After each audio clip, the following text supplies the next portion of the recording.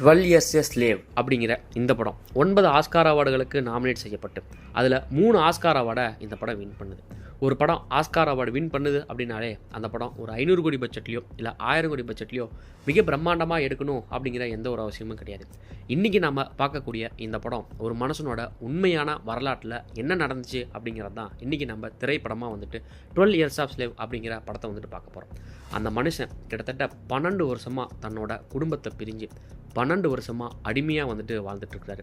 அந்த 12 வருஷமும் அடிமை அப்படிங்கிறது எப்படி இருக்கும்னா, நம்ம இந்த மூவிலாம் நரகம் அப்படிங்கிறது எப்படிங்கிறத பார்த்துருப்போம் பார்த்தீங்களா. அந்த நரகத்தை பூமியில் உண்மையாலுமே இன்னொரு மனிதர்கள் கையால் அந்த நபர் அனுபவிச்சிருக்காரு.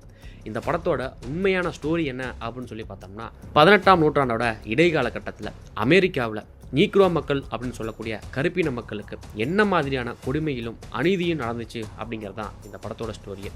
ஒரு படத்தில் ஒரு ஹீரோவோ ஒரு ஹீரோயினியும் ஒரு ஹாப்பி மூமெண்ட்டோ இல்லை சேட் மூமெண்ட்டோ இந்த மாதிரியான காட்சிகளை பார்க்கும்போது நமக்கே பார்த்திங்கன்னா மனசில் ஒரு பதப்பதப்பு இருக்கும். ஆனால் ஒரு ஹீரோ நடிக்கிறத பார்க்கும்போதே நமக்கு மனசில் ஒரு கவலை வருது அப்படின்னா, அந்த ஹீரோவோட கேரக்டரில் உண்மையாலுமே ஒரு மனுஷன் வாழ்ந்தான் அப்படின்னா அந்த மனுஷனோட மனநிலைமையும் அந்த மனுஷனோட உடல் வலிமையும் எப்படி இருந்திருக்கும், அவரை எப்படி அந்த சூழ்நிலையில் அவர் தன்னைத்தானே காப்பாற்றிக்கிட்டு கட்டுப்படுத்திக்கிட்டு இருந்தார் அப்படிங்கிறது தான் இந்த படத்தோட ஸ்டோரியே. ஒரு மனுஷனுக்கு சுதந்திரமும் உயிர் வாழ்வதும் எவ்வளவு முக்கியம் அப்படிங்கிறத இந்த படத்தை பார்த்து நம்ம தெரிஞ்சுக்கலாம். படம் உண்மையாலுமே தரமான படம். இந்த படத்தை எல்லாருமே நம்ம பார்க்கணும். வாங்க இந்த வீடியோவை ஸ்கிப் பண்ணாமல் ஃபுல்லாக போய் பார்த்தலாம். இந்த படத்தோட ஸ்டார்டிங் சீனிலேயே சாலமன் நார்த்தப் அப்படிங்கிற ஒரு கருப்பினத்தை சேர்ந்த ஒரு நபரை காட்டுறாங்க. இவர் தான் நம்ம படத்தோட ஹீரோவே. என்னதான் அமெரிக்காவில் கருப்பின மக்களை அடிமைகளாக வச்சுருந்தாலும் அதில் ஒரு சில பேர் பார்த்திங்கன்னா நாங்கள் அடிமைகள் இல்லை அப்படிங்கிற சுதந்திர பத்திரத்தோட சுதந்திரமாக அமெரிக்காவில் வாழக்கூடிய கருப்பின மக்களும் அங்கே இருந்திருக்காங்க. அதில் ஒரு குடும்பம் தான் நம்ம ஹீரோவும் நம்ம ஹீரோவோட குடும்பமும்.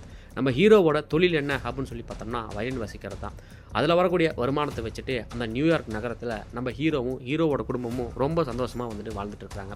அப்போது திடீர்னு நம்ம ஹீரோவை பார்க்க 2 வெள்ளைக்காரனுங்க, அதாவது அமெரிக்க நாட்டை சேர்ந்த 2 நபர்கள் வராங்க. நம்ம ஹீரோவை பார்த்துட்டு உங்களோட வயலின் வாசிக்கிற திறமையை பார்த்துட்டு நாங்கள் பூரிச்சு போயிட்டோம்.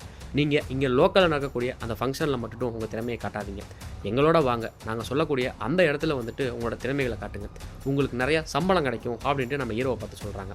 நம்ம ஹீரோவும் சரி நான் உங்களோட வரேன், சம்பளம் அதிகமாக கிடைக்குதில்ல அப்படின்னு நம்ம ஹீரோவும் அவங்களோட ஒத்துக்கிட்டு அந்த நியூயார்க் சிட்டியிலேருந்து வேறு ஒரு நகரத்துக்கு பார்த்திங்கன்னா நம்ம ஹீரோவும் அந்த 2 பேரும் போகிறாங்க. இவங்க போனதுமே என்ன பண்ணுறாங்க அப்படின்னு சொல்லி பார்த்தோம்னா ஒரு பாரில் உட்காந்துட்டு ஃபுல்லாக குடிக்கிறாங்க. அதில் நம்ம ஹீரோவுக்கு அந்த 2 வெள்ளைக்காரனுங்களும் ஃபுல்லாக பார்த்திங்கன்னா சரக்கை ஊற்றிட்டானுங்க. அவரை போயிட்டு அவரோட அறையில் படுக்க வச்சு தூங்க வைக்கிறானுங்க. அடுத்த நாள் காலையில் நம்ம ஹீரோ எந்திரிச்சு பார்க்கும்போது தான் தெரியுது, நம்ம ஹீரோவோட கைகள்லையும் கால்கள்லையும் சங்கிலிகள் கட்டப்போட்ட ஒரு சிறையில் பார்த்திங்கன்னா நம்ம ஹீரோ இருக்கார். என்ன நடந்திருக்கு அப்படிங்கிறத நம்ம ஹீரோவால் புரிஞ்சிக்க முடியல. அப்போது 2 வெள்ளைக்காரனுங்க நம்ம ஹீரோவை பார்க்குறதுக்கு உள்ளே வரானுங்க. அப்போ நம்ம ஹீரோ என்ன சொல்கிறாருன்னா, நான் அடிமை இல்லை, என்னோட குடும்பம் நியூயார்க்கில் இருக்குது, என்கிட்ட சுதந்திர பத்திரம் இருக்குது, நீங்கள் என்ன அடிமையாக நடத்தணும் அப்படின்னு நினச்சிங்கன்னா கோர்ட்டில் உங்கள் மேலே கேஸ் போடுவேன் அப்படின்னு நம்ம ஹீரோ பேசுகிறாரு. அதுக்கு அந்த வெள்ளைக்காரன் என்ன சொல்கிறான், அதாவது அமெரிக்க நாட்டை சேர்ந்தவன் என்ன சொல்கிறான் அப்படின்னு சொல்லி பார்த்தோம்னா, நீ ஒரு கருப்பினத்தை சேர்ந்தவன், நீ ஒரு அடிமை, என்னையாடா எதிர்த்து பேசுகிற அப்படின்னு சொல்லிட்டு நம்ம ஹீரோவை குப்பரக்கா உட்கார வச்சு ஒரு கட்டையால் அடின்னு அடிக்கிறான். நம்ம ஹீரோ வலியால் பார்த்திங்கன்னா துடிக்கிறாரு. அந்த கட்டை உடஞ்சி செதற அளவுக்கு பார்த்திங்கன்னா நம்ம ஹீரோவை போட்டு வெளுத்து போடுறானுங்க. அடுத்த நாள் காலையில் ஹீரோவை அந்த சிறையிலேருந்து வெளியே விடுறாங்க. அந்த இடத்துல நம்ம ஹீரோ மட்டும் இல்லைங்க, ஒரு 3-4 கருப்பினத்தை சேர்ந்த நபர்கள் அங்கே இருக்கிறாங்க. ஒட்டு துணி கூட இல்லாமல் அந்த இடத்துல அவங்க எல்லாருமே பார்த்திங்கன்னா குளிக்கிறாங்க. அடுத்து அங்கே இருக்கக்கூடிய கருப்பின மக்கள் எல்லாமே ஒன்றா சேர்ந்து நாங்களாம் எப்படி அடிமையானோம் அப்படின்னு சொல்லி பேசிக்குவாங்க பார்த்தீங்களா. அதில் நம்ம ஹீரோ அவருக்கு நடந்த கொடுமைகளும் அவரை ஏமாற்றப்பட்ட விஷயத்தையும் நம்ம ஹீரோ அந்த இடத்துல எடுத்து சொல்லிட்டு இருக்காரு. அது இன்னொருத்த என்ன சொல்கிறான்னா, நான் பிறந்ததுலேருந்தே அடிமையாக தான் இருக்கிறேன், எங்களோட முதலாளிக்கு தெரியாமல் என்னை இவங்க கடத்திட்டு வந்துட்டானுங்க அப்படிங்கிறான். இன்னொருத்தர் என்ன சொல்கிறாருன்னா, நான் கடன் வாங்கிட்டேன் அதனால் அடிமையாக இருக்கேன் அப்படிங்கிற விஷயத்தை சொல்கிறாங்க. அந்த இடத்துலேயே பார்த்திங்கன்னா ஒரு பொண்ணும் அங்கே இருக்கக்கூடிய அவங்களோட 2 குழந்தைங்களுமே பார்த்திங்கன்னா அடிமைகளாக கடத்திட்டு வந்துட்டாங்க. இவங்க எல்லாருமே என்ன பண்ணுறாங்க அப்படின்னு சொல்லி பார்த்தோம்னா, கப்பலில் ஒரு இடத்துல பார்த்திங்கன்னா கூட்டிகிட்டு போயிட்டுருக்காங்க. அந்த கப்பலில் இவங்க போகிறப்ப இன்னொரு கருப்பினத்தை சேர்ந்த ஒரு நபர் இருப்பார். அவருக்கு வாயில் பார்த்திங்கன்னா சங்கிலியால் போட்டப்பட்ட ஒரு கவசம் மாதிரி இருக்குது. அதை ஒருத்தர் திறந்து போடுறான். நம்ம ஹீரோ கூட ஒருத்தர் இருக்கார் பார்த்தீங்களா, அவரு நம்ம ஹீரோவை பார்த்துட்டு உனக்கு எழுத தெரியும் படிக்க தெரியும் அப்படிங்கிற விஷயத்த யாருக்கிட்டையுமே சொல்லிடாத, அப்படின்னு சொன்னீங்கன்னா உன்னைய கண்டிப்பாக கொன்றுவானுங்க அதில் ஒரு பெண் இருப்பாங்கன்னு சொல்ல பார்த்தீங்களா 2 குழந்தைங்களோட, அந்த இடத்துக்கு ஒரு அமெரிக்க நாட்டை சேர்ந்தவன் அந்த பொண்ணுக்கிட்ட தப்பாக நடக்கிறதுக்கு முயற்சி பண்ணுறான். அப்போது அந்த வாயில் சங்கிலி போட்ட ஒருத்தர் பார்த்தீங்களா, அவர் தடுக்கிறதுக்கு போகிற அந்த தருணத்தில் அந்த வெள்ளைக்காரன் கருணையே இல்லாமல் வந்து பார்த்திங்கன்னா அந்த கருப்பினத்தை சேர்ந்த அந்த நபரை குத்தி கொண்டுறான்.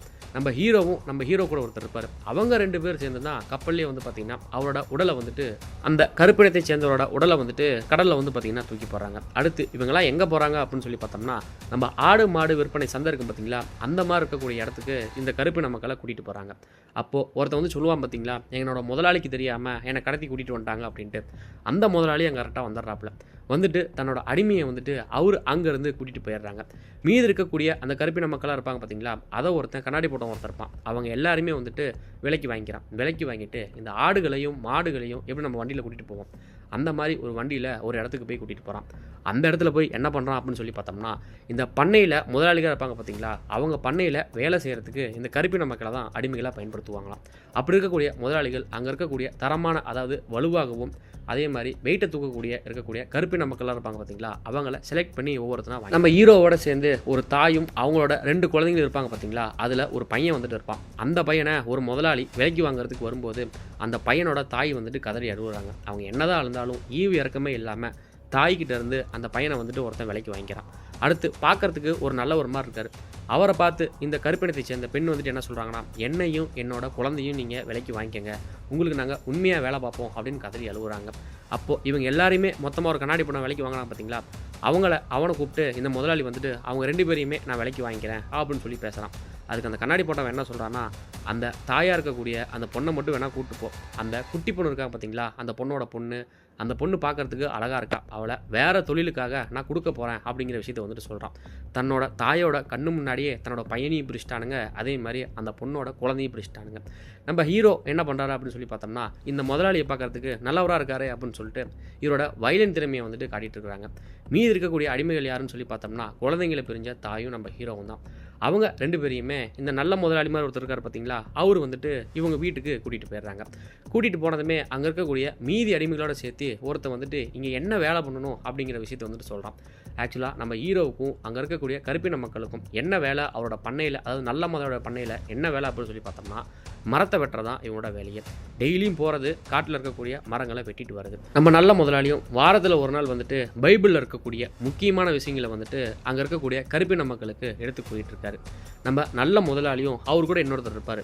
அவங்கள பார்க்கறதுக்காக நம்ம ஹீரோ வந்துட்டு போகிறாரு. ஆக்சுவலாக நம்ம ஹீரோவோட பிளான் என்னென்னா, நம்ம முதலாளிக்கிட்ட நம்ம நல்ல பேர் எடுத்தோம் அப்படின்னம்னா நமக்கு அவர் உதவி பண்ணுவார் அப்படிங்கிற எண்ணத்தில் நீங்கள் வெட்டி எடுக்கக்கூடிய மரங்களை வந்துட்டு காட்டு வழியாக கொண்டு வரதுக்கு ரொம்ப நேரமாகுது. இங்கே ஒரு நீர்வடை போகுது, அந்த நீர்வடை மூலிமா நம்ம எடுத்துகிட்டு வந்தோம்னா சீக்கிரமாக எடுத்துகிட்டு வந்துடலாம் அப்படின்ட்டு நம்ம ஹீரோ வந்துட்டு சொல்கிறாரு. இந்த முதலாளி பக்கத்தில் ஒரு பையன் இருப்பான் பார்த்தீங்களா, அவன் ஏண்டா நீ ஒரு அடிமை, நீ வந்துட்டு எங்களுக்கு இந்த மாதிரியான விஷயங்களை வந்துட்டு சொல்கிறியா, இதெல்லாம் பல இன்ஜினியர்கள் வந்து சொல்லிட்டாங்க, அதெல்லாம் வந்துட்டு சாத்தியக்கூறு இல்லை, நீ பசத்தை போய் வேலையை பாடுறா அப்படின்னு அவன் நக்கலாக பேசுகிறான். நம்ம நல்ல முதலாளி உன்னோட தன்னம்பிக்கையை பார்த்து நான் வரவேற்கிறேன், உன்னால் இது பண்ண முடியுமா அப்படின்னு சொல்லி கேட்குறாப்புல. அந்த ஓடையில் வந்து பார்த்திங்கன்னா சைடில் வந்துட்டு நிறைய கிளைகள் இருக்குது, அந்த கிளைகளை நம்ம வெட்டிட்டோம் அப்படின்னம்னா நம்ம ஈஸியாக வந்துடலாம் அப்படின்னு வந்துட்டு நம்ம ஹீரோ வந்துட்டு சொல்கிறாரு. அந்த நல்ல முதலாளியும் உங்களோட ஆளுங்களை கூட்டிகிட்டு போயிட்டு அந்த வேலையை பாரு அப்படின்னு சொல்கிறாரு. நம்ம ஹீரோவும் அங்கே இருக்கக்கூடிய கருப்பின மக்கள்லாம் கூட்டிக்கிட்டு அந்த ஓடையோட சைடில் இருக்கக்கூடிய அந்த மரங்கள், இந்த கிளைகளாக இருக்கும் பார்த்தீங்களா, அதெல்லாம் வெட்டிடுறாப்புல. நம்ம ஹீரோவும் சொன்ன மாதிரியே வந்துட்டு அந்த மரங்களை பூரா வெட்டி அதை ஒட்டுக்கா ஒரு கயிறில் கட்டி ஒரு மிதக்கிற படகு மாதிரியே கொண்டு வந்து கரையில் வந்துட்டு சேர்த்துறாப்புல. சொன்ன மாதிரியே பண்ணதுனால அங்கே இருக்கக்கூடிய அடிமைகள் எல்லாமே நம்ம ஹீரோ வந்துட்டு வாழ்த்துக்கள் தெரிவிக்கிறாங்க. இந்த முதலாளி கூட ஒரு பையன் இருப்பான் பார்த்தீங்களா, நம்ம ஹீரோ நக்கலாக பேசினால அந்த பையன் அந்த இடத்துல ஒரு மாதிரி அப்செட் ஆகிறான். நம்ம ஹீரோ ஒரு மிக முக்கியமான, அதாவது முதலாளிக்கு நல்ல வருமானம் வரக்கூடிய ஒரு முக்கியமான விஷயத்தை செஞ்சதுனால நல்ல முதலாளி நம்ம ஹீரோவுக்கு வந்து பார்த்திங்கன்னா, உங்கள்கிட்ட நான் கடன் பட்டிருக்கேன், அதனால் இந்த வயலின் வந்துட்டு வச்சுக்கோ அப்படின்னு சொல்லிட்டு நம்ம ஹீரோவுக்கு ஒரு வயலின் வந்து பார்த்திங்கன்னா கிஃப்டாக வந்துட்டு நல்ல முதலாளியும் கொடுக்குறாரு. அடுத்த நாள் காலையில் நம்ம ஹீரோவும் மரங்களால் செய்யப்பட அந்த வீடு இருக்கும் பார்த்தீங்களா, அந்த வீடுகளை நம்ம ஹீரோ வந்துட்டு பார்த்தீங்கன்னா செஞ்சுட்ருக்காரு. அப்போ நம்ம ஹீரோ கிட்ட ஒரு பையன் திமிரா பேசுவான் பார்த்தீங்களா, அந்த பையன் வந்துட்டு என்ன மர வேலையெல்லாம் செஞ்சுட்ருக்குற, எல்லாம் கரெக்டாக இருக்கா, எனக்கு பார்த்தா ஒன்றும் கரெக்டாக இருக்கிற மாதிரி தெரியலையே அப்படின்னு நம்ம ஹீரோவை பார்த்து கேட்குறாப்புல. நம்ம ஹீரோ வந்துட்டு என்ன சொல்கிறான்னா, நீங்கள் நின்று பார்க்குற இடம் தான் வந்துட்டு தப்பாக இருக்குது, நீங்கள் கரெக்டாக வந்து பார்த்தீங்கன்னா எல்லா மரங்களும் கரெக்டாக தான் இருக்குது, எல்லாமே பர்ஃபெக்டாக இருக்குது அப்படின்னு வந்து நம்ம ஹீரோவும் சொல்கிறாப்புல. அதுக்கு அவன் என்ன பண்ணுறான் அப்படின்னு சொல்லி பார்த்தோம்னா, ஏண்டா அடிமை நீ ஒரு கருப்பினத்தை சேர்ந்தவன், என்னையை பார்த்தே நான் சொல்கிற கேள்விக்கு நீ எதிர்த்து பதில் பேசுறியா அப்படின்னு நம்ம ஹீரோவை எட்டி உதைக்கிறான். நம்ம ஹீரோவுக்கும் என்ன பண்ணுறது ஏது பண்ணுறது அப்படின்னு தெரியல. அடுத்து அவன் என்ன சொல்கிறான் அப்படின்னா, நான் வருவேன் அடுத்த நாள், அதுக்குள்ளே இந்த மர வேலைகள் எல்லாமே நீ செஞ்சு வச்சுருக்கணும் புரியுதா அப்படின்னு சொல்லிட்டு அவனும் அங்கேருந்து கிளம்புறான். மறுபடியும் அடுத்த நாள் காலையில் வருது. நம்ம ஹீரோவை பார்க்கறதுக்கு அந்த வெள்ளைக்காரன் இருப்பான் பார்த்தீங்களா, அந்த பையன் வரான். வந்துட்டு எல்லா வேலையும் செஞ்சு முடிச்சிட்டியா அப்படிங்கும்போது, நான் செஞ்சுக்கிட்டே இருக்கிற முதலாளி அப்படின்னு நம்ம ஹீரோவும் சொல்கிறாப்புல. ஹீரோ வேலை பார்த்துட்டு இருக்கக்கூடிய அந்த மர வீட்டுக்குள்ளே போயிட்டு அந்த பையன் என்ன பண்ணுறான்னா எட்டி உதைக்கிறான். அதில் ஒரு மரக்கட்டை வந்து பார்த்தீங்கன்னா பிஞ்சிட்டு விழுந்துருது. இதுதான் நீ வேலை செய்கிற நச்சனமா, நான் சொல்கிறத நீ கேட்கவே மாட்டேங்கிறல்ல, இருடா அவனை என்ன பண்ணுறான் பாரு அப்படின்னு சொல்லிட்டு ஒரு சாட்டை எடுத்து நம்ம ஹீரோவை அடிக்க வரான். நம்ம ஹீரோவும் எந்த ஒரு தப்புமே பண்ணலையே அப்படிங்கிற கோபத்தோட அந்த சாட்டையை பிடுங்கி அந்த வெள்ளைக்காரனையே படுக்க போட்டு சாட்டையால் அடின்னு அடிக்கிறாப்புல. அப்போது அந்த வெள்ளைக்காரனும் என்னை விட்டு இதுக்கு மேலே ஒன்றும் பண்ண மாட்டேன் அப்படின்னு அவனும் கதறான். இருந்தாலும் நம்ம ஹீரோ உள்ளங்க அடின்னு அடிக்கிறான். அப்போது அந்த பண்ணைக்குன்னு ஒரு மேற்பார்வையாளர் இருப்பார் பார்த்தீங்களா, அவர் தான் வந்துட்டு இந்த 2 பேத்தையும் பிரித்து வைக்கிறாப்புல. பிரித்து வச்சுட்டு அந்த பையன் இருடா அவன் என்ன பண்ணுறான் பாரு அப்படின்னு சொல்லிட்டு ஆளுங்களை கூப்பிட்றதுக்காக அவன் போயிட்டு இருக்கிறான். இந்த பண்ணைக்குன்னு மேற்பார்வையாளர் இருப்பார் பார்த்தீங்களா, அவர் நம்ம ஹீரோவை பார்த்துட்டு எங்கேயும் போயிடாத, இந்த பண்ணைக்குள்ளேயே இரு, இந்த பண்ணையை விட்டு எங்கேயாவது வெளியே போனீங்கன்னா உன்னோட உயிருக்கு நாங்கள் யாரும் உத்தரவாதம் கிடையாது அப்படின்னு அந்த ஆள் சொல்லி போகிறாப்புல.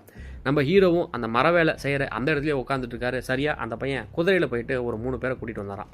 நம்ம ஹீரோவை அடித்து தரன்னு வந்து பார்த்தீங்கன்னா கையும் காலையும் கட்டி போட்டு இழுத்துட்டு போகிறானுங்க. எங்கடா இழுத்துட்டு போகிறானுங்கன்னு சொல்லி பார்த்தோம்னா, ஒரு மரத்தில் கயிற்றுல போட்டு தூக்கில் வந்து பார்த்தீங்கன்னா நம்ம ஹீரோவை தொங்க விடுறானுங்க. அந்த கயிறை வந்து பார்த்தீங்கன்னா ஒரு மனையில் கட்டும்போது இந்த மேற்பார்வையாளர் இருப்பார் பார்த்தீங்களா, அவரு சரியாக அந்த இடத்துல வந்துடுறாரு. இந்த மேற்பார்வையாளர் இருப்பார் பார்த்தீங்களா, அவர் அந்த கருப்பினத்தை சேர்ந்த அந்த அடிமையை விட்டுருங்க, இவன் நல்ல முதலாளிக்கு சேர்ந்தவன், நான் தான் இங்கே மேற்பார்வையாளர், அவனோட உயிருக்கு ஏதோ ஒன்று ஆச்சு அப்படின்னா உங்கள் எல்லாருமே நானே சுட்டு கொண்டு போடுவேன் அப்படின்ட்டு நம்ம மேற்பார்வையாளர் சொல்கிறாப்புல.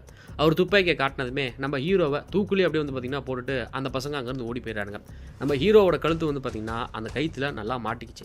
நம்ம ஹீரோவோட கால் இருக்கும் பார்த்தீங்களா, அந்த காலோட பெருங்கட்டவில் இருக்கும்ல, அதில் பேலன்ஸ் பண்ணி தான் நம்ம ஹீரோ வந்துட்டு தரையில் வந்துட்டு பார்த்தீங்கன்னா உயிருக்காக போராடிட்டு நின்றுட்டு இருக்காரு. இந்த மேற்பார்வையாளர்களும் அவரை அவுத்து விடாமல் அங்கே இருந்தவர் கிளம்பியார். நம்ம ஹீரோவும் அவரோட உயிருக்காக அந்த இடத்துல போராடிட்டு இருக்காரு. தூக்கில் போட்டிருக்கிறது ஒரு கருப்பினத்தை சேர்ந்தவன் தான், அதுவும் நம்ம இடத்தை சேர்ந்தவன் தானே அப்படின்ட்டு அங்கே இருக்கக்கூடிய ஒரு கருப்பின மக்கள் கூட நம்ம ஹீரோவுக்கு உதவி பண்ணல. அவங்க பண்ணையில் அவங்க வேலையை பார்த்துட்டு இருக்கிறாங்க. நம்ம ஹீரோவுக்கு கழுத்து நெருக்குது, அவரால் மூச்சு விட முடியல. அப்போது ஒரு கருப்பினத்தை சேர்ந்த பொண்ணு அங்கே இருக்கிறவங்களுக்கு யாருக்குமே தெரியாமல் நம்ம ஹீரோவுக்கு மட்டும் கொஞ்சம் குடிக்க தண்ணி கொடுக்குறா. அடுத்து அந்த பொண்ணு அங்கேருந்து போயிடறா. அப்படியே காலை வேலை மதியமாகுது, மதியம் வந்துட்டு சாயந்தரம் ஆகுது. நம்ம ஹீரோ அப்போ வரைக்குமே உயிரை வந்துட்டு கையில் பிடிச்சிட்ருக்காரு. அப்போ நல்ல முதலாளியும் குதிரையில் வேகமாக வந்துட்டு அங்கே நடக்கிற விஷயத்தை பார்த்ததுமே நம்ம ஹீரோவுக்கு இந்த தூக்கு கயிறு போட்டு பார்த்தீங்களா, அந்த கயிறை வெட்டி விட்டுறாப்புல. வெட்டி விட்டுட்டு தன்னோட வீட்டுக்கு வந்து பார்த்தீங்கன்னா நம்ம ஹீரோவை கூட்டிகிட்டு போயிடாரு. நம்ம ஹீரோவை அவரோட வீட்டில் படுக்க வச்சுட்டு நல்ல முதலாளியும் துப்பாக்கியோட வாசக்காலில் போயிட்டு வந்து பார்த்தீங்கன்னா எவனாச்சும் வரானா அப்படின்னு பார்த்துட்டு இருக்காப்புல. அப்போது நல்ல முதலாளி நம்ம ஹீரோ கிட்ட வந்துட்டு என்ன சொல்கிறாருன்னா, உனக்கு நான் நன்றி கடன்பட்டிருக்கேன், என்னோட தொழிலை முன்னேற்றத்துக்கு நீ எனக்கு ஒரு மிகப்பெரிய உதவி பண்ணியிருக்க, இங்கே இருக்கக்கூடிய கருப்பின மக்கள்லேயே நீ வந்துட்டு ஒரு வித்தியாசமானவன், அதனால் உன் உயிரை காப்பாற்றுறதுக்கு நான் ஒரு வழி பண்ணுறேன். இன்னொரு முதலாளி வந்துட்டு இருக்கான், அவன் கொஞ்சம் சைக்கோ தான், ஆனால் அவன் கருப்பின மக்களை கண்டாலே அவனுக்கு பிடிக்காது, ஆனால் அந்த இடத்துக்கு அவன் பண்ணைக்கு நீ வேலைக்கு போனீங்கன்னா உனக்கு உயிருக்கு எந்த ஒரு பிரச்சனையும் வராது அப்படின்ட்டு நம்ம நல்ல முதலாளியும் நம்ம ஹீரோவை அந்த சைக்கோ முதலாளி இருப்பான் பார்த்தீங்களா, அவர்கிட்ட வந்துட்டு அனுப்புகிறாப்புல. அந்த சைக்கோ முதலாளி என்ன பண்ணுறான்னா, அங்கே இருக்கக்கூடிய கருப்பின மக்கள் எல்லாருமே நிற்க வச்சுக்கிட்டு இந்த ஆள் பேசிக்கிட்டு இருக்கிறான். அந்த சைக்கோ முதலாளி என்ன சொல்கிறான்னா, இங்கே இருக்கக்கூடிய கருப்பின மக்கள் அடிமையாக இருக்காங்க பார்த்தீங்களா, அவங்க எல்லாருமே தன்னோட எஜமானுக்கு விசுவாசமாகவும் சிறப்பான முறையில் வேலை செஞ்சு கொடுக்கணுமா. ஒருவேளை தன்னோட எஜமான அந்த கருப்பினத்தை சேர்ந்த அந்த அடிமை மக்கள் எதிர்த்து பேசினாலும் இல்லை வேலை செய்யலையோ அப்படி இருந்துச்சுன்னா அது கடவுளை வந்துட்டு எதிர்க்கிறதுக்கு சமமானதான். அப்படி பண்ணால் அந்த கருப்பினத்தை சேர்ந்த மக்களுக்கு தண்டனை கிடைக்குமா. அது என்ன தண்டனை அப்படின்னு சொல்லி பார்த்தோம்னா 50லேருந்து 100லேருந்து 150 சவுக்கடிகள் விழுமா. அந்த சவுக்கடிகளால் யாருக்கும் உயிர் போகாதான், ஆனால் உயிர் போகிற அளவுக்கான அந்த வலி வந்துட்டு ஏற்படுமா. இது நான் சொல்லலை, இது பைபிள்லேயே இருக்குது அப்படின்ட்டு அந்த சைக்கோ முதலாளி பைபிளை காட்டி அந்த இடத்துல பேசிட்டு நம்ம ஹீரோவும் புதுசாக ஒரு பண்ணைக்கு வேலைக்கு போயிருக்காருல்ல, அந்த இடத்துல அங்கே இருக்கக்கூடிய கருப்பின மக்களுக்கு என்ன வேலை அப்படின்னு சொல்லி பார்த்தோம்னா, பருத்தி இருக்கும் பார்த்தீங்களா, அந்த பருத்தியை விவசாயம் பண்ணி அதில் வரக்கூடிய அந்த பருத்தி விளைச்சலை வந்துட்டு எடுக்கிறதா இவங்களோட வேலையை. இந்த சைக்கோ முதலாளி என்ன பண்ணுறான்னா, அந்த பண்ணையில் வேலை செய்யக்கூடிய அந்த அடிமைகளை வந்து பார்த்திங்கன்னா லைனாக நிற்க வைக்கிறான். ஒரு அடிமை அப்படிங்கிறவங்க ஒரு பருத்தி இருக்கும் பார்த்தீங்களா, அந்த பருத்தி வந்துட்டு குறைஞ்சது 200 பவுண்டாவது வந்துட்டு அதில் வந்து பார்த்திங்கன்னா அந்த சாக்கில் வந்துட்டு ஃபில்லப் பண்ணியிருக்கணுமா. அப்படி அந்த 200 பவுண்டுக்கு கீழே யாரெல்லாம் கம்மியாக எடுத்திருக்காங்க அப்படிங்கிற விஷயத்தை வந்துட்டு அவன் கேட்டு தெரிஞ்சுக்கிறான். அதில் ஒரே ஒரு பொண்ணு மட்டும் பார்த்திங்கன்னா 500 பவுண்டுக்கு மேலே வந்துட்டு அந்த பொண்ணு அந்த பருத்தியை வந்து பார்த்திங்கன்னா பறிச்சிருக்காங்க. அந்த பொண்ணுக்கிட்ட இந்த சைக்கோ முதலாளி போய் என்ன சொல்கிறாருன்னா, இவ எனக்காகவே கடவுளால் அனுப்பப்பட்ட அடிமை, இவ விவசாயம் பார்க்கறதுக்குமே பிறக்கப்பட்ட இவ ஒரு இளவரசி அப்படின்னு அந்த பொண்ணை வந்து பார்த்திங்கன்னா அந்த இடத்துல புகழ்ந்து பேசுகிறான். ஒரு பொண்ணால் செய்ய முடியாத உங்களால் செய்ய முடியலையேடா அப்படின்ட்டு அந்த இடத்துல அவன் கடுப்பாகிறான். யாரெல்லாம் 200 பவுண்டுக்கு கீழே அந்த பருத்திகளை வந்துட்டு பறிச்சிருக்காங்களோ அவங்களுக்கு எல்லாருமே வந்து பார்த்திங்கன்னா சவுக்கடி வந்து பார்த்திங்கன்னா அந்த இடத்துல கொடுத்துட்ருக்கான். அடுத்து கருப்பினத்தை சேர்ந்த மக்கள் எல்லாருமே ஒரு ஆட்டுக்குட்டாயமாக இருக்கும் பார்த்தீங்களா, அந்த இடத்துல தூங்கிட்டு இருக்கிறப்ப இந்த சைக்கோ முதலாளி அங்கே வந்துட்டு எல்லாம் எந்திரிங்க வாங்க நம்ம வீட்டுக்கு போகலாம் அப்படின்னு சொல்லிட்டு எல்லாரையும் அவரோட வீட்டுக்குள்ளே கூப்பிட்டு போகிறாப்புல. அங்கே என்ன பண்ணுறான் அப்படின்னு சொல்லி பார்த்தோம்னா, இந்த பையன் சரக்கு அடிச்சுக்கிட்டு அங்கே இருக்கக்கூடிய அடிமை கருப்பின மக்கள் இருப்பாங்க பார்த்தீங்களா, அவங்கள டான்ஸ் ஆட சொல்லிட்டு இருக்கிறான். அப்போது அந்த முதலாளி இருப்பான் பார்த்தீங்களா, சைக்கோ முதலாளி, அவங்களோட ஒய்ஃப் வராங்க. 500 பவுண்டுக்கு மேலே இந்த பருத்திகளை பறிச்ச ஒரு அடிமை பெண் இருப்பாங்க பார்த்தீங்களா, அந்த பொண்ணோட மண்டையிலேயே இந்த முதலாளியோட பொண்டாடி என்ன பண்ணுறாங்கன்னா, ஒரு கண்ணாடி பாட்டில் தூக்கி வந்து பார்த்தீங்கன்னா அடிச்சிடுறாங்க. அடிச்சதில் அந்த கருப்பினத்தை சேர்ந்த பொண்ணும் கதறிக்கிட்டே வந்து பார்த்தீங்கன்னா கீழே வந்து விழுந்துடுறாங்க. தன்னோட கனவுங்கிட்ட போயிட்டு இந்த முதலாளியோட பொண்டாட்டி என்ன சொல்கிறாங்கன்னா, இந்த பொண்ணு, அதாவது இந்த கருப்பினத்தை சேர்ந்த இந்த பொண்ணு வந்துட்டு இங்கே இருக்கக்கூடாது, அவளோட பார்வையே வந்துட்டு எனக்கு சரியில்லை, இங்கே இருக்கிற முதல்ல அவளை வந்துட்டு அனுப்புங்க அப்படின்ட்டு தன்னோட ஹஸ்பண்ட்கிட்ட அந்த அம்மா வந்துட்டு பேசிகிட்டு இருக்கிறாங்க. அதுக்கு நம்ம சைக்கோ முதலாளி என்ன சொல்கிறான்னா, இங்கே இருக்கக்கூடிய அடிமைகள்லேயே தலை சிறந்த அடிமை யாருன்னா அவள் தான். அவள் விவசாய நிலத்தில் இருக்கக்கூடிய ஒரு இளவரசி. அவளால் செய்ய முடியாத வேலையை இங்கே இருக்கிறவங்களால யாராலையுமே செய்ய முடியல. நீ வேணா இங்கேருந்து கிளம்புறதுனா கிளம்பு, அவள் இந்த பண்ணையில் தான் வந்துட்டு இருப்பா அப்படின்ட்டு சைக்கோ முதலாளி தன்னோட பொண்டாட்டியை பார்த்து. அடுத்த நாள் நம்ம ஹீரோவும் அவர் வேலையை முடிச்சுட்டு வந்துட்டு இருக்கும்போது இந்த முதலாளி அம்மா இருப்பாங்க பார்த்தீங்களா, சைக்கோ முதலாளியோட பொண்டாட்டி, அவங்க நம்ம ஹீரோவை கூப்பிட்டு ஒரு பேப்பர் கொடுக்குறாங்க. இந்த பேப்பரில் இந்த லிஸ்ட்டில் இருக்கக்கூடிய பொருள்லாம் போய் வாங்கிட்டு வா அப்படின்னு நம்ம ஹீரோ கிட்ட சொல்கிறாங்க. அடுத்து அந்த முதலாளி அம்மா என்ன கேட்குறாங்கன்னா, நம்ம ஹீரோவை பார்த்து உனக்கு படிக்க தெரியுமா அப்படின்னு கேட்குறாங்க. நம்ம ஹீரோவும் நானே ஒரு அடிமை, எனக்கு எப்படிமா படிக்க தெரியும் அப்படின்ட்டு நம்ம ஹீரோவும் சொல்கிறாப்புல. சரி, கடைக்கு போகிறப்ப அந்த டேகை, அடிமை டேகை கழுத்தில் மாட்டிக்கிட்டு போ அப்படின்ட்டு நம்ம ஹீரோவுக்கு ஒரு டேகை மாட்டிட்டு நம்ம ஹீரோவும் அங்கேருந்து பார்த்தீங்கன்னா கிளம்புறாப்புல. இவர் காட்டுப்பகுதியில் அப்படியே போயிட்டு இருக்கிறப்ப திடீர்னு வந்து பார்த்தீங்கன்னா காட்டுப்பகுதியில் ஒரு சவுண்ட் கேட்குது. ஏன்னான்னு சொல்லிட்டு மனுஷனு வேகமாக போய் ஓடி பார்த்தா அந்த அமெரிக்காக்காரர்கள் இருப்பாங்க பார்த்தீங்களா, அவங்க துப்பாக்கியில் ஒரு 4-5 பேர் இருக்கிறாங்க. அங்கே என்ன நடக்குது அப்படின்னு சொல்லி பார்த்தோம்னா, 2 கருப்பினத்தை சேர்ந்த மக்களுக்கு வந்து பார்த்தீங்கன்னா தூக்கு கயிறு வந்து அந்த இடத்துல போட்டுருக்காங்க. அந்த இடத்துல ஒரு மெயின் பாஸ் இருப்பான் பார்த்தீங்களா, அவன் நம்ம ஹீரோவை பார்க்குறான். இங்கே வா, எங்கே ஓடுறா அப்படின்னு சொல்லிட்டு நம்ம ஹீரோ கூப்பிட்டு ஹீரோவோட கழுத்தில் இருக்கக்கூடிய அந்த டேகை வந்துட்டு பார்க்குறான். ஓ, நீ நம்ம சைக்கோ முதலாளி பண்ணையில் தான் வேலை செய்கிறவனா, இந்த பக்கமெல்லாம் வரக்கூடாது, ஓடு அப்படின்னு சொல்லிட்டு நம்ம ஹீரோவை அந்த இடத்துல எட்டி உதைக்கிறான். அந்த கருப்பின மக்கள் இருப்பாங்கல்ல, நம்ம ஹீரோ வந்து பார்த்திங்கன்னா அப்படியே சாக போகிறோம், நம்மளை காப்பாற்ற யாருமே இல்லையா அப்படின்ட்டு அந்த மனவேதனையிலே பார்ப்பாங்க. நம்ம ஹீரோவும் அவங்க தூக்கில் போகிறத பார்க்க முடியாமல் நம்ம இனத்தை சேர்ந்த மக்கள் சாகிறாங்களே அப்படின்ட்டு அந்த மனவேதனையோடையே அவரும் அந்த இடத்துல கண்டும் காணாமல் அந்த கடைக்கு போயிடுறாப்புல. அந்த கடைக்கு போயிட்டு அந்த அம்மா கொடுத்த லிஸ்ட்டில் இருக்கக்கூடிய பொருளாக வாங்கிட்டு இருக்கிறாங்க. அந்த இடத்துல வந்து பார்த்திங்கன்னா எழுதக்கூடிய அந்த பேப்பர் இருக்கும் பார்த்தீங்களா, அந்த பேப்பர் இருக்குது. அதை நம்ம ஹீரோ வந்துட்டு பார்க்குறாப்புல. அந்த லிஸ்ட்டில் இருக்கக்கூடிய எல்லா பொருளுமே வாங்கிட்டு முதலாளி அம்மா கையில் வந்து பார்த்திங்கன்னா நம்ம ஹீரோவும் வந்துட்டு கொடுத்துட்றாரு. அன்னைக்கு இரவே நம்ம சைக்கோ முதலாளி என்ன பண்ணுறான் அப்படின்னு சொல்லி பார்த்தோம்னா, நம்ம ஹீரோவோட சேர்ந்து மீதி கருப்பின மக்கள்லாம் தூங்கிட்டு இருப்பாங்க பார்த்தீங்களா, அந்த ரூமுக்கு போகிறான். நம்ம ஹீரோ வந்துட்டு முழிச்சிட்டு தாங்க இருக்காரு, அவர் எதுவுமே கண்டுக்கல. இந்த சைக்கோ முதலாளி என்ன பண்ணுறான் அப்படின்னு சொல்லி பார்த்தோம்னா, இந்த 500 பவுண்டுக்கு மேலே ஒரு கருப்பின பெண் வந்து பார்த்திங்கன்னா இந்த பருத்தியை பறிப்பாங்க பார்த்தீங்களா, அந்த பொண்ணுக்கிட்ட இந்த சைக்கோ போய் தப்பாக நடந்துக்கிறான். இந்த கருப்பின மக்களை இந்த பண்ணை முதலாளிங்க அடிமைகளாக மட்டும் பயன்படுத்தலை, இந்த மாதிரி சில கேவலமான விஷயத்துக்கு வந்து பார்த்திங்கன்னா அவனுங்க பயன்படுத்தியிருக்கானுங்க. மறுபடியும் அடுத்த நாள் காலையில் நம்ம ஹீரோ வந்துட்டு முதலாளி அம்மா கொடுத்த அந்த லிஸ்ட்டில் இருக்கக்கூடிய பொருட்களை வாங்குறதுக்கு போகிறாரு. மறுபடியும் அந்த லிஸ்ட்டில் வந்து பார்த்திங்கன்னா ஒரு பேப்பர் பண்டல் இருக்கும். அந்த பேப்பர் பண்டல்லேருந்து ஒரு பேப்பர் எடுத்து யாருக்கும் தெரியாமல் நம்ம ஹீரோ ஒரு மரத்தில் வந்து பார்த்திங்கன்னா ஒரு மரப்பட்டையில் வந்து பார்த்திங்கன்னா சொருவி வச்சுருக்காங்க. அன்னைக்கு ராத்திரியே முதலாளி அம்மா என்ன பண்ணுறாங்கன்னா, அங்கே இருக்கக்கூடிய எல்லா அடிமைகளையுமே தன்னோட வீட்டுக்குள்ளே வர வச்சுட்டு அவங்களுக்கு எல்லாருமே இனிப்பு பொருட்களை வந்து பார்த்திங்கன்னா கொடுத்துட்ருக்காங்க. அப்போது அந்த கருப்பின பெண் ஒருத்தங்க இருப்பாங்க பார்த்தீங்களா, அந்த பொண்ணுக்கு மட்டும் அந்த இனிப்பு பண்டத்தை கொடுக்கல. உடனே இந்த அம்மா வந்துட்டு அந்த கருப்பின பெண்ணை பார்க்குறத பார்த்ததுமே அந்த கருப்பின பெண்ணோட மூஞ்சில் போயிட்டு இந்த அம்மா வந்து பார்த்திங்கன்னா நகத்தால் புரியிடுறாங்க. அந்த பொண்ணு கதறி அழுகுறா. வழியில் கதறி அழுகவே கூடாது அப்படின்ட்டு இந்த முதலாளி அம்மா என்ன பண்ணுறான்னா, தன்னோட புருஷன்ட்ட பார்த்துட்டு அவள் மூஞ்சில் நான் பூரி விட்டேன், அவள் என்னை அழுதுகிட்டே வந்து பார்த்திங்கன்னா முறைக்கிறாள். இங்கே இருக்கக்கூடிய எல்லா கருப்பின மக்களுமே நம்ம தூங்கும்போது நம்ம தலை மேலே கல்லை போட்டு கூட கொண்டுருவாங்க, நீங்கள் அடிமைகளை நடத்துறதுக்கு உங்களுக்கு எந்த ஒரு தகுதியுமே கிடையாது அப்படின்ட்டு அந்த அம்மா அங்கேருந்து சொல்லிட்டு போயிடுது. அடுத்த நாள் அப்படியே காலை பொழுது விடியுது. நம்ம சைக்கோ முதலாளியும் ஏதோ அதிர்ச்சியோட தன்னோட வயலை வந்துட்டு பார்த்துட்டு இருக்காரு. என்ன நடந்திருக்கு அப்படின்னு சொல்லி பார்த்தோம்னா, அவரோட பருத்தி செடி இருக்கும் பார்த்தீங்களா, அதாவது நோய்வாய்ப்பட்டு தாக்கப்பட்ட மாதிரி இருக்குது. அதனால் அந்த மனுஷன் என்ன யோசிக்கிறாருன்னா, நம்ம மனைவி சொன்ன மாதிரியே இந்த அடிமைகளால் தான் இந்த பிரச்சனை வருதோ அப்படின்னு சொல்லிட்டு அவர்கிட்ட இருக்கக்கூடிய மொத்த கருப்பின மக்களையுமே எல்லாரையும் ஒன்றா கூட்டிகிட்டு போயிட்டு இன்னொரு முதலாளிக்கிட்ட கொண்டு போய் விடுறாப்புல. அப்போ கூட அங்கே இருக்கக்கூடிய நீக்ரோ மக்கள்கிட்ட இந்த சைக்கோ முதலாளி என்ன சொல்கிறான்னா, ஒழுங்காக என் பேரை வந்துட்டு காப்பாற்றணும், ஏதாவது சேட்டை பண்ணிக்கன்னு தெரிஞ்சதுன்னா எல்லாருமே சவுக்காலே அடித்து தோலை உரிச்சு போடுவோம்டா அப்படின்னு அந்த இடத்துல அங்கே இருக்கக்கூடிய நீக்ரோ மக்களும் நம்ம ஹீரோவும் வந்துட்டு பார்த்திங்கன்னா சாப்பிட்டு இருக்கிறாங்க. நம்ம ஹீரோவோட தட்டில் ஒரு திராட்சைப்பழம் இருக்குங்க, அதில் வந்து பார்த்திங்கன்னா சாறு மாதிரி வரும். அதை நம்ம ஹீரோ வந்துட்டு என்ன பண்ணுறாருனா, அவரே ஒரு பேனா மாதிரியான ஒரு பொருளை உருவாக்கி அந்த சாரை வச்சு ஏதாச்சும் பேப்பரில் எழுத முடியுமா, இங்கேருந்து தப்பிக்க முடியுமா அப்படின்னு ட்ரை பண்ணுறாரு. பட் அவருக்கு அது வந்துட்டு கை கொடுக்கல. அடுத்த நாள் நம்ம சைக்கோ முதலாளிட்ட கொண்டு போயிட்டான் பார்த்தீங்களா, அந்த ஆள் கொஞ்சம் நல்ல ஆள் மாதிரி தெரியுங்க. அவர் நம்ம ஹீரோவை கூப்பிட்டு, உனக்கு வயலின் வாசிக்க தெரியும் தானே, இன்றைக்கி ஒரு ஃபங்க்ஷன் வந்துட்டு எனக்கு தெரிஞ்ச இடத்துல நடக்குது, அந்த இடத்துல போய் நீ பர்ஃபார்மன்ஸ் பண்ணு, அதில் வர காசை நீ ஏன் வச்சுக்கோ அப்படின்னு சொல்லிட்டு அந்த முதலாளியும் நம்ம ஹீரோவை அந்த இடத்துக்கு அனுப்பி வைக்கிறாரு.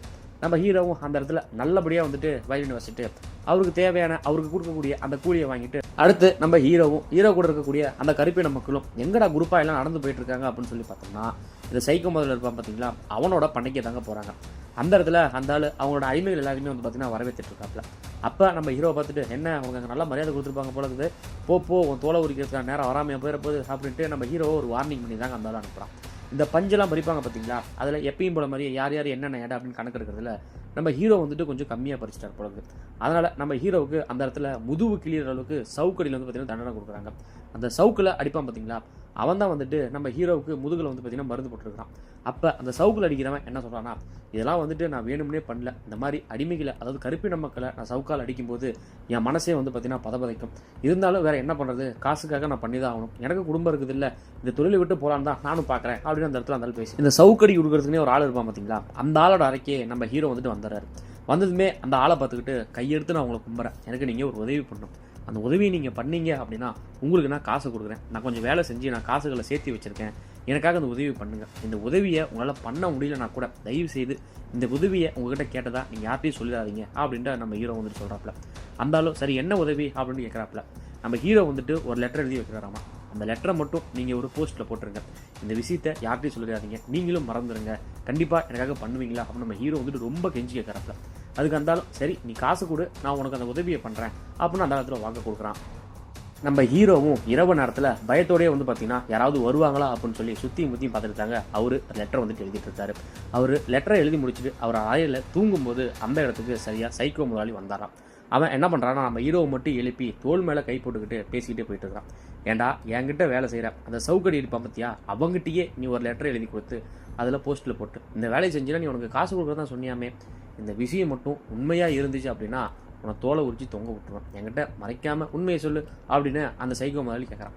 நம்ம ஹீரோவும் பயந்துக்கிட்டே சரி இதை சமாளிச்சாகணும் அப்படிங்கிறதுனால நானே ஒரு கருப்பினத்தை சேர்ந்தவன், எனக்கு எப்படி முதலாளி எழுத படிக்க தெரியும், உங்களுக்கே தெரியும் எனக்கு குடும்பம் கிடையாது, எனக்கு உறவினர்கள் யாரும் கிடையாது, எனக்கு எங்கள் நண்பர்கள் கூட கிடையாது, நான் உண்டு என் வேலை உண்டுன்னு இருக்கிறேன். இந்த சவுக்கடி கொடுக்குறவன் இருக்கான் பார்த்தீங்களா, அவன் இந்த பண்ணையில் வந்துட்டு ஒரு மேலாளர் ஆகணும் அப்படிங்கிறதுக்காக உங்ககிட்ட நல்ல பேர் வாங்கணும் அப்படிங்கிறதுக்காக என்கிட்ட ஒரு சில விஷயம் தான் வந்து சொல்லிட்டு இருந்தான். நான் வந்துட்டு என்ன சொன்னேன் அப்படின்னா முதலாளிக்கு தெரியாமல் நான் எதுவும் பண்ண மாட்டேன், தயவு செய்து விட்டுருங்க அப்படின்னு சொல்லி சொன்னேன்.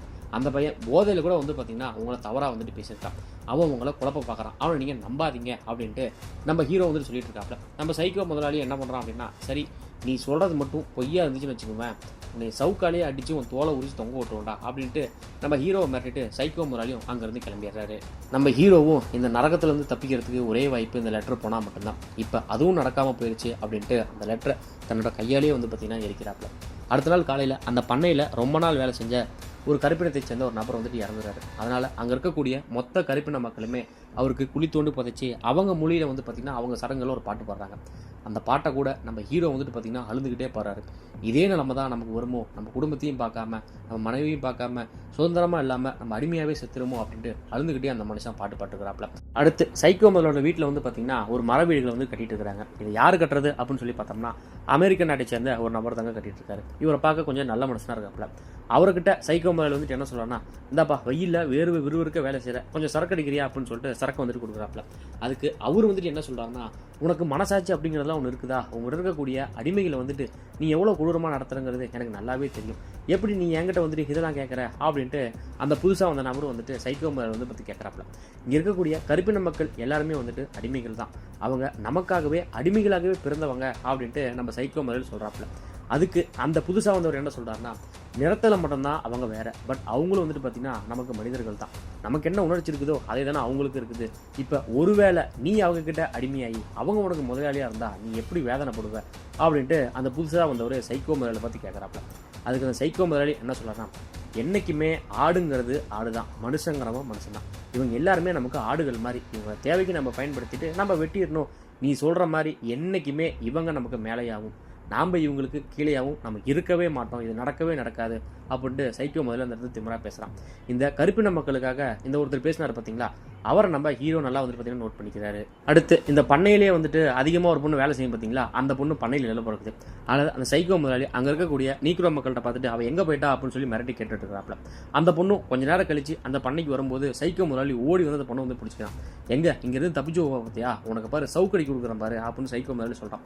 அதுக்கு அந்த பொண்ணு வந்துட்டு என்ன சொல்கிறான்னா, இன்னைக்கு வெள்ளிக்கிழமை நான் வந்துட்டு பிரேயருக்கு தான் போயிருந்தேன், என்னை நம்புங்க அப்படிங்கிறான். நீ போய் சொல்கிற, நீ பக்கத்தில் இருக்கக்கூடிய அந்த பண்ணைக்கு வந்து நீ போயிருக்க, எதுக்கு போனால் எனக்கு தெரியாதா அப்படின்னு அதட்டி கேட்கும்போது உண்மையாலுமே நான் எதுக்கு போனேன் அப்படின்னா, என்னோட உடம்பு முழுக்க துர்நாற்றமாக அடிக்குது. இந்த பண்ணையில் அதிகமாக வேலை செய்கிறது நான் தான். உங்கள் மனைவி எனக்கு ஒரு சோப்பு கூட கொடுக்க மாட்டேங்கிறாங்க. என்னோட நாத்தமே என்னால் தாங்க முடியல அப்படின்னு அந்த பொண்ணு கதறி எழுந்து, உண்மையாலுமே நாங்கள் போயிட்டு சோப்பு தான் வாங்கிட்டு வந்தோம் பாருங்க அப்படின்ட்டு ஒரு சோப்பு. நான் எவ்வளவு சொல்லியும் என் பேச்சை கேட்காம நீ அந்த பண்ணைக்கு வந்துட்டு போயிருக்கேன். இன்னைக்கு உனக்கு கண்டிப்பாக சவுக்கடி உண்டு அப்படின்னு சொல்லிட்டு அந்த பொண்ணை வந்துட்டு மரத்தால் கட்டி போடுறாங்க. நம்ம சைக்கோவும் சவுக்குல வந்துட்டு அந்த பொண்ணை அடிக்கிறதுக்கு கொஞ்சம் தயங்கி நம்ம ஹீரோ கையில் வந்து பார்த்தீங்கன்னா சவுக்கு கொடுக்கலாம். நீ வந்துட்டு அவளை சவுக்கால வந்துட்டு அடிக்கிற, அவள் தோல் கிளியிற அளவுக்கு நீ அடிக்கிற. நீ அப்படி அடிக்கல அப்படின்னா அந்த சவுக்கால் நான் உன்னை அடிப்பேன் அப்படின்னு சொல்லிட்டு நம்ம ஹீரோ வந்துட்டு கம்பல் பண்ணுறாங்க. நம்ம ஹீரோவும் வேற வழியே இல்லாமல் அந்த பொண்ணை வந்து பார்த்தீங்கன்னா சவுக்கால் வந்துட்டு அடிக்கிறாங்க.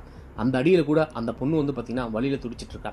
இந்த சைக்கோ முதல்ல கொண்டாடி இருப்பான் பார்த்தீங்களா, இந்த கருப்பின மக்கள் அவங்களுக்கு எவ்வளோ உதைக்கிறான் பார்த்தீங்களா, அவன் அடிக்கிற அடி அவளுக்கு வலிக்கவே இல்லை. இவன் அடிக்கிற மாதிரி நடிக்கிறான், அவள் வலிக்கிற மாதிரி நடிக்கிறான் அப்படின்னு வந்து சொல்கிறான். உடனே சைக்கோ முதலாளி துப்பாக்கி எடுத்துட்டு நம்ம ஹீரோவோட கழுத்தில் வந்து வச்சிடறான். இப்போ நீ அவளை அடிக்கிற அடியில் அவள் தோல் கிழிஞ்சி ரத்தம் தெரிக்கிறது நான் பார்க்கணும், இல்லை உன்னை இந்த இடத்துல சுட்டு கொண்டு போடுவேன் அப்படின்ட்டு நம்ம ஹீரோவை சைக்கோ முதலாளி மிரட்டான். நம்ம ஹீரோவும் வேறு வழியே இல்லாமல் இவன் நம்ம கொண்டுருவாண்டா அப்படின்னு சொல்லிட்டு அந்த பொண்ணை பயங்கரமாக சவுக்கால் வந்து பார்த்திங்கன்னா அடிக்கிறாரு. அவர் அடிக்க அந்த பொண்ணு பயங்கரமாக அலருது. அந்த பொண்ணோட முதுகில் வந்து பார்த்திங்கன்னா அப்படி தோல் கிழிஞ்சு அப்படி ரத்தமே வந்து பார்த்திங்கன்னா தெரிக்கும். நம்ம ஹீரோ அடித்த அடி பத்தாது அப்படின்னு சொல்லிட்டு இந்த சைக்கோ முதல்ல என்ன பண்ணுறான்னா, நம்ம ஹீரோ கிட்ட அந்த சவுக்கை வலுக்கட்டாயமாக வாங்கி இப்போ அவன் சவுக்கால் வந்துட்டு அடிக்கிறாங்க. நம்ம ஹீரோ அடித்ததை விட பல மடங்கு வந்து பார்த்திங்கன்னா அவன் அடிக்கிறான். அந்த பொண்ணோட தோல் வந்து அப்படி கிழிஞ்சு ரத்தம் வந்து பார்த்திங்கன்னா அப்படி செதறி போகுது. அந்த பொண்ணு மயக்கம் போடுறதுக்கு அப்புறமேட்டு தான் சைக்கோ முதலாளியும் அவனோட மனைவியும் அங்கேருந்து வந்து கிளம்புறாங்க. நம்ம ஹீரோ தாங்க அந்த பொண்ணோட கை கட்டை அவுத்துட்டு அந்த பொண்ணை மருத்துவம் பார்க்குற இடத்துக்கு கொண்டு போகிறாங்க. அங்கே இருக்கக்கூடிய கருப்பின மக்கள் எல்லாமே அந்த இடத்துல இருக்கிறாங்க. இந்த மருந்து வந்துட்டு அந்த அடிப்படத்தில் போடுவாங்க பார்த்தீங்களா, அந்த சதை கிழிஞ்சு போன இடத்துல, அந்த இடத்துல மருந்து துளி படும்போது அந்த பொண்ணு வந்து பார்த்திங்கன்னா பயங்கரமாக வந்துட்டு அலறான். இதை நமக்கு பார்க்கும்போதே நமக்கே வந்து பார்த்திங்கன்னா மனசு ஒரு மாதிரியாக இருக்கும். அங்கே இருக்கக்கூடிய நம்ம ஹீரோவும் அங்கே இருக்கக்கூடிய கருப்பின மக்கள் எல்லாமே எதுவுமே பண்ண முடியாமல் இதெல்லாம் நம்ம வழி தாங்கிக்கணுமாடா அப்படின்னு சொல்லிட்டு மௌனத்தோடையே அந்த இடத்துல வந்துட்டு இருக்கிறாங்க. அடுத்த நாள் காலையில் இந்த மரவேலை செய்கிறதுக்கு ஒரு அமெரிக்கர் வந்துருந்தார் பார்த்தீங்களா, அவரும் நம்ம ஹீரோவை மட்டும்தாங்க வேலை செஞ்சுட்டு இருக்கிறாங்க. அப்போ நம்ம ஹீரோ வந்துட்டு அவரை பார்த்து என்ன கேட்குறாங்க அப்படின்னு சொல்லி பார்த்தீங்கன்னா, நீங்கள் எந்த ஊர்லேருந்து வந்திருக்கீங்க அப்படின்னு கேட்குறாப்புல. அதுக்கு அவர் என்ன சொல்கிறாருன்னா, நான் கனடாவிலேருந்து வந்திருக்கேன் அப்படின்னு அவரு சொல்கிறாரு. நம்ம ஹீரோ கனடாவில் நான் போகாத ஊரே இல்லை அப்படின்னு சொல்லிட்டு அந்த ஊரில் இருக்கக்கூடிய முக்கியமான விஷயங்கள் வந்து சொல்லிட்டு இருக்கிறாங்க. நீ இத்தனை இடத்துக்கு போயிருக்கியா, ஆனால் நம்பவும் இல்லையே அப்படின்னு சொல்லிட்டு அந்த அமெரிக்கன் நாட்டை சேர்ந்தவரும் சொல்கிறாப்புல. நம்ம ஹீரோ வந்துட்டு என்ன கேட்குறாருன்னா, இந்த கருப்பின மக்கள் எல்லாமே அடிமைப்படுத்தி வச்சிருக்காங்களே, இதெல்லாம் உங்களுக்கு நியாயமாக தெரியுதா அப்படின்ட்டு நம்ம ஹீரோ கேட்குறாரு. சட்டப்படி எனக்கு வந்துட்டு இதில் வந்து எந்த ஒரு விருப்பமும் கிடையாது, எல்லாருமே சுதந்திரமாக இருக்கணும், எல்லாரும் மனுஷங்க தானே அப்படின்ட்டு அவர் சொல்கிறாப்புல. அப்போ நம்ம ஹீரோ வந்துட்டு என்ன சொல்கிறோன்னா, நீங்கள் எனக்கு ஒரு உதவி பண்ணீங்களா அப்படின்னு சொல்லிட்டு மனுஷனை கையெடுத்து கும்பிட்டு அழுந்து கேட்டுகிட்டே இருக்கிறாங்க. சரி என்ன உதவி சொல்லு அப்படின்ட்டு அவரும் கேட்கும்போது, இங்கே யாருக்கிட்டையுமே உதவி கேட்கறதுக்கே எனக்கு பயமாக இருக்குது, இருந்தாலும் உங்ககிட்ட நான் சொல்கிறேன் அப்படின்னு சொல்லிட்டு நம்ம ஹீரோவோட ஃபுல் ஸ்டோரியும் நம்ம ஹீரோ வந்துட்டு எப்படி இந்த இடத்துல மாட்டிக்கிட்டாரு அப்படிங்கிற விஷயத்தையும் வந்துட்டு சொல்கிறாங்க. இப்போ உனக்கு நான் என்ன உதவி பண்ணணும் அப்படின்ட்டு அவரும் வந்துட்டு பார்த்தீங்கன்னா கேட்குறாரு. நம்ம ஹீரோ வந்துட்டு என்ன சொல்கிறாருன்னா, என்னோட உறவினர்கள் நியூயார்க்கில் வந்துட்டு இருக்காங்க, இந்த அட்ரஸில் போயிட்டு என்னோட விஷயத்தை மட்டும் அவங்ககிட்ட நீங்கள் சொல்லுங்கள் அப்படின்ட்டு நம்ம ஹீரோவும் அவர்கிட்ட வந்து பார்த்தீங்கன்னா சொல்கிறாரு. அந்தாலும் நான் சுதந்திரமாக இருக்கிற மாதிரி இன்னொரு அடிமையும், அதாவது இன்னொரு கருப்பினத்தை சேர்ந்த ஒரு நபரும் சுதந்திரமாக இருந்தால் எனக்கு சந்தோஷம் தான், கண்டிப்பாக நான் அவன்கிட்ட சொல்கிறேன் அப்படின்னு சொல்லிட்டு அவரும் அங்கேருந்து கிளம்பி போயிடறான். நம்ம ஹீரோவும் அந்த சவுக்கடி கொடுத்தவங்க மாதிரியே இவனும் போட்டு கொடுத்துருவானா அப்படிங்கிற பயத்திலையும் அப்படியே காலங்கள் போக போக நாமளும் உண்மையாலுமே இந்த இடத்துல அடிமையாக தான் சாவ போகிறோமா அப்படிங்கிற ஒரு கலக்கத்திலேயே வந்து பார்த்திங்கன்னா நம்ம ஹீரோ அந்த இடத்துல வேலை செஞ்சுட்டு இருக்காரு. அப்படி ஒரு நாள் வேலை செஞ்சுட்டு இருக்கிறப்ப ஒரு குதிரை வண்டியில் வந்து பார்த்திங்கன்னா ஒரு 3 பேர் வராங்க. அதில் ஒருத்தர் முன்னாடி வந்துட்டு நம்ம ஹீரோவோட பேரை சொல்லி நம்ம ஹீரோவை கூப்பிட்றாங்க. நம்ம ஹீரோவும் முன்னாடி வந்துட்டு தூரத்தில் ஒருத்தரை பார்த்துட்டு உனக்கு தெரியுதான்னு சொல்லி கேட்குறாரு. ஆமாம் அவர் பேர் பார்க்கர் அப்படின்னு சொல்லி நம்ம ஹீரோ வந்துட்டு சொல்கிறாப்புல. நம்ம ஹீரோவோட குழந்தைங்க பேரையும் மனைவி பேரையும் அந்த புதுசாக வந்து கேட்குறாப்புல. நம்ம ஹீரோவும் அந்த விஷயத்தில் சொல்லிட்டு இருக்கும்போதே அந்த பார்க்கர் ஒருத்தர் இருக்கார் பார்த்தீங்களா, அவர் முன்னாடி வந்து நம்ம ஹீரோ போயிட்டு அவரை கட்டி பிடிச்சிக்கிறாங்க. அந்த இடத்துல சைக்கோ முதல் வந்துட்டு அவங்க 2 பேரையும் பிரித்து விட்றான். யாரா நீங்கள் என்ன பண்ணுறீங்க அப்படின்னு சொல்லிட்டு நம்ம சைக்கோ முதல் கேட்கும்போது, இவர் அடிமையே கிடையாது, இவர் அடிமை இல்லை அப்படிங்கிற சுதந்திர பத்திரம் வச்சிருக்காரு, இவர் நியூயார்க் நகரத்தை சேர்ந்தவர், இவர் நாங்கள் கூட்டிகிட்டு போகிறோம் அப்படின்னு சொல்லிட்டு சைக்கோ முதல்கிட்ட வந்தவங்களாம் சொல்கிறாங்க. அதுக்கு சைக்கோ முதலாளி, இது என்னோட இடம், எவனையும் விடமாட்டேன், நான் எழுதி சுட்டு போடணும் அப்படின்னு சொல்லி மிரட்டாப்ல. இப்போ இவரை கூட்டிகிட்டு போக நீங்கள் என்னை விடலை அப்படின்னா நான் உங்களை கோர்ட்டில் சந்திக்க வேண்டியதாக இருக்கும், உங்கள் பண்ணைக்கே சீல் வைக்கிற மாதிரி வந்துடும் அப்படின்னு மிரட்டாப்ல. நம்ம ஹீரோவும் அவங்க உடனே குதிரை வண்டியில் ஏறு அப்படின்னு சொன்னதுமே குதிரை வண்டியில் ஏற போகல. அப்போ அந்த பண்ணையிலேயே அதிகமாக வேலை செஞ்சு இந்த சவுக்கடியில் முதுகு கிழிஞ்சு போகிற ஒரு பொண்ணு இருப்பா பார்த்தீங்களா, அந்த பொண்ணை பார்த்ததுமே நம்ம ஹீரோ வந்து கட்டி பிடிச்சிட்டாரு. அடுத்து நம்ம ஹீரோவை இங்கேருந்து சீக்கிரமாக போகணுவா அப்படின்னு சொல்லிட்டு அந்த குதிரை வண்டியில் வந்தவங்க நம்ம ஹீரோ அங்கேருந்து கூட்டிகிட்டு போகிறாங்க. நம்ம ஹீரோவும் நம்மளோட இனம் இங்கே அடிமைப்பட்டு கிடைக்கிறத பார்த்துட்டு நம்ம வருத்தப்படுறதா, இல்லை நமக்கு சுதந்திரம் கிடைச்சிருச்சு அப்படிங்கிறத சந்தோஷப்படுறதா அப்படிங்கிறது தெரியாமல் அந்த இடத்துல இருந்து ஒரு வருத்தத்தோட தாங்க நம்ம ஹீரோ வந்துட்டு கிளம்புறாரு. நம்ம ஹீரோவும் அவரோட வீட்டுக்கு வந்து பார்த்திங்கன்னா வாசலுக்கு முன்னாடி நிற்கிறாரு. எப்படி உள்ளே போகிறதுன்னு தெரியாமல் தயக்கத்தோடயே வந்து பார்த்திங்கன்னா அந்த வீட்டுக்குள்ளே போகிறாரு. அந்த வீட்டுக்குள்ளே போனால் அவரோட குழந்தைங்க எல்லாமே வளர்ந்த அந்த இடத்துல நிற்கிறாங்க. அப்போ நம்ம ஹீரோ வந்துட்டு என்ன சொல்கிறாருன்னா, நீங்கள் வளர வேண்டிய அந்த வயசில் நான் உங்க கூட இல்லை, நீங்கள் மன்னிச்சிருங்க அப்படின்னு சொல்லிட்டு ஹீரோ வந்து பார்த்திங்கன்னா அந்த இடத்துல வந்துட்டு மன்னிப்பு கேட்டுக்கிறாப்புல. அப்போ அவரோட பொண்ணு வந்துட்டு தான் நம்ம ஹீரோ வந்து பார்த்திங்கன்னா கட்டி பிடிச்சிட்டு அழுகுறாங்க. அப்போ அந்த பொண்ணு வந்து பார்த்திங்கன்னா பக்கத்தில் வந்து குழந்தையோட வச்சுட்டு இருப்பாரு. அவரை வந்துட்டு கூப்பிட்றாங்க. அந்த பொண்ணு வந்துட்டு என்ன சொல்கிறா அப்படின்னா, இதுதான் எங்களோட குழந்தை, இவரும் நானும் கல்யாணம் பண்ணிக்கிட்டோம் அப்படிங்கிற விஷயத்த சொல்லிட்டு அந்த குழந்தைக்கு பேரே வந்து பார்த்திங்கன்னா நம்ம ஹீரோவோட பேர் தான் வச்சுருக்காங்க. நம்ம ஹீரோவும் அந்த குழந்தையும் தன்னோட குடும்பத்தை பார்த்ததுமே மனுஷன் அந்த 12 வருஷமாக பட்ட கஷ்டத்தை எல்லாமே நினச்சி கதறி அழுவ ஆரம்பிச்சிட்டாருங்க. அங்கே இருக்கக்கூடிய அவங்க உறவினர்கள் எல்லாமே நம்ம ஹீரோ வந்து பார்த்திங்கன்னா கட்டி பிடிச்சி ஆரம்பிச்சிட்டாங்க. சுதந்திரம் அப்படிங்கிறது ஒரு மனுஷனோட வாழ்க்கையில் எவ்வளோ ஒரு முக்கியமான விஷயம் அப்படிங்கிறத இந்த படத்தை பார்த்து நம்ம நல்லாவே தெரிஞ்சுக்கலாம். நாமளும் ஒரு காலத்தில் வந்து பார்த்திங்கன்னா இந்த வெள்ளையர்கள்கிட்ட அடிமையாக தான் இருந்தோம். இவங்கக்கிட்ட அடிமைகளாக இருக்கும்போது சுதந்திரத்துக்காக போராடி நமக்கு சுதந்திரம் வாங்கி கொடுத்த நம்மளோட முன்னோர்கள் நிறையா பேர் எவ்வளோ வந்து பார்த்திங்கன்னா தியாகங்கள் பண்ணி உயிரை வந்துட்டு விட்டுருக்காங்க. அவங்களுக்கு செய்கிற நம்ம ஒரு நன்றி கடன் என்ன அப்படின்னு சொல்லி பார்த்தோம்னா, அவங்கள என்றைக்குமே மறக்காமல் அடுத்த தலைமுறைகளுக்கு அவங்க பண்ண தியாகத்தை கடத்தினா மட்டும் போதும். நம்ம சேனலுக்கு நீங்கள் புதுசாக இருந்தால் மறக்காமல் சப்ஸ்கிரைப் பண்ணிக்கோங்க, மறக்காமல் பெல் ஐக்கானு கிளிக் பண்ணிக்கோங்க. இந்த வீடியோ வந்துட்டு உங்களுக்கு பிடிச்சிருந்துச்சி அப்படின்னா மறக்காமல் உங்கள் நண்பர்களுக்கு வந்துட்டு ஷேர் பண்ணுங்கள். நாம் போடுற வீடியோவில் ஏதாவது நிறை குறை இருந்தால் கண்டிப்பாக வந்துட்டு என்கிட்ட நீங்கள் கமெண்ட் பண்ணுங்கள், அதை நான் திருத்திக்கிறேன்.